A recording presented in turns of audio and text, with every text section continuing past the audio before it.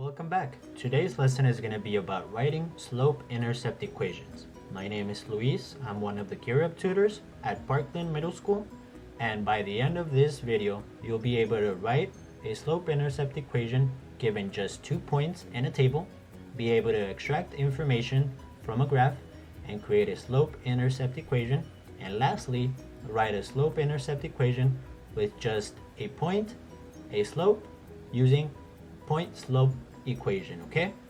These are very important concepts when you go into high school, so pay attention.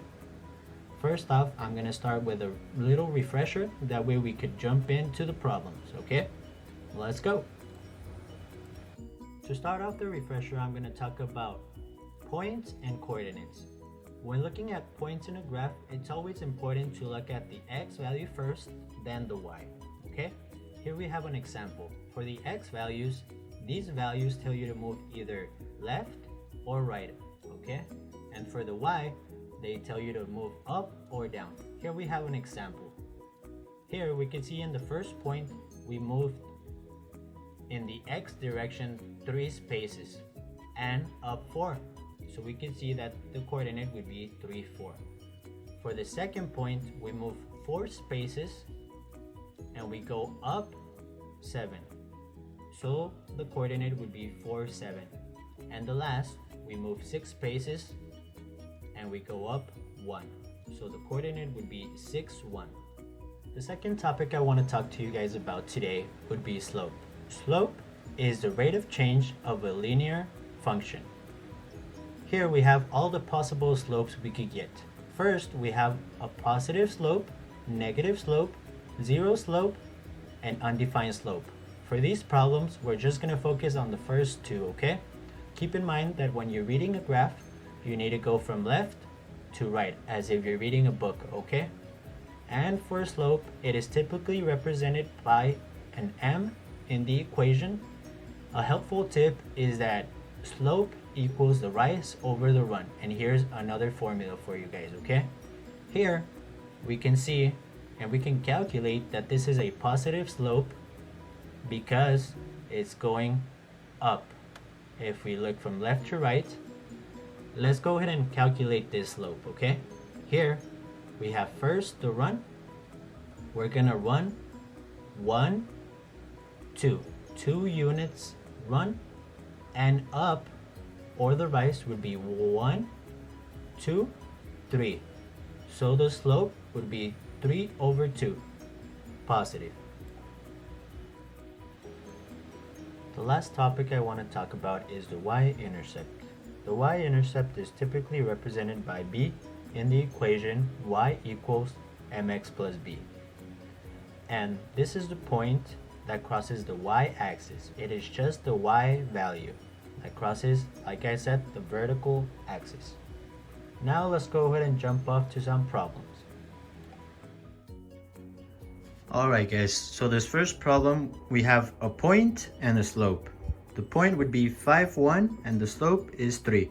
The best way to go ahead and do this is to use the point slope form and convert it into slope intercept form, okay? So let's go ahead and start off. The way I like to do these is I like to label my things first, okay? So let's go ahead and do that. For that formula, we need y1, we need x1, and we need the slope, okay? The slope we know is 3. The point for x would be 1, and y would be 5. Now that we have this, we are ready to go ahead and plug into our function, to our formula, okay? We have y minus y1 equals m minus x1 parentheses, okay? Let's go ahead and plug in our values. We have y minus 5 equals 3 parentheses x minus 1. The first step here is to go ahead and distribute the 3.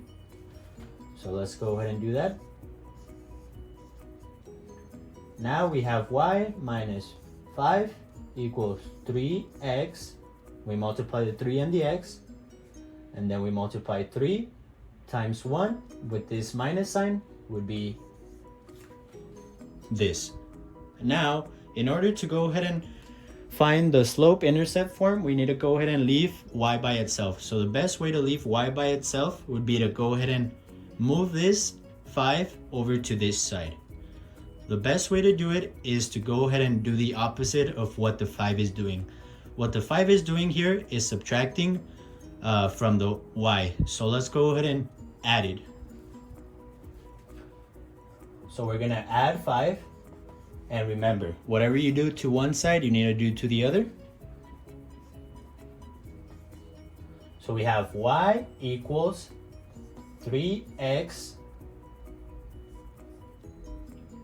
plus 2. And the way I got it is that if we're right here at -3 and we add 5, then we need to move 1, 2, 3, 4, and 5. So that's how I got y equals 3x plus 2. For this next problem, I'm going to show you how to take information from a graph and translate it to the slope-intercept form, okay? For the slope-intercept form, if you guys remember, we need the slope and the intercept. The intercept, I told you guys, was the y value at which the function crosses the y-axis. So that would be 2. Right here, we have 2. And then from there, we need the slope. The slope we could get by looking at the rise over the run. Here we see that we have the run of 1. So the run goes in the bottom. And then the rise, we can see here, we start at 2. We go to 3, 4, and 5. So that would be 3. So the equation for this formula, for this problem would be y equals 3x, this is the slope, plus the y-intercept, which is 2. In conclusion, if you're able to find the y-intercept and the slope, you'll be able to plug it into the parent function in order to get the specific equation for the problem in hand, okay?